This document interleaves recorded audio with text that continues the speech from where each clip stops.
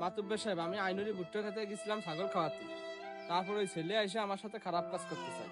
তারপর আমার কাপড় খুলতে কয়। এ মিশে কথা কইছে তোর কখন আমি কাপড় খোলার কথা কলাম।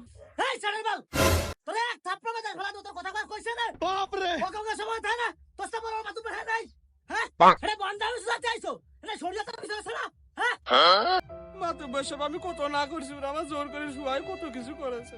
আমার কোনো কথাই ওরা শুনি নাই। এটা কান্দার কাম কিছুই নেই তোর শুয়াই কি করছে এটা ক কি করছে আপনারাই বুঝে নেন মাতুব্বর সাহেব। কি কইলো আমরা কিভাবে বুঝবো? আমরা কেন ছিলাম নাই? মাতুব্বর স্যার আপনি বুঝছেন? না না আমি তো কিছু বুঝলাম না। আমার সাথে নুসরামি করছে। মাধব সাহেব, এরা দুইজন আমার ভুট্টাকে চুয়া গেছে, একে চূড়ান্ত বিদাস চাই। না তুমিও তো ভাল ভারে না, এই জায়গা আমরা বইছি আমরা দেখতেছি। এ না নালি চা দিয়ে যাও। এ বিস্কুট খো।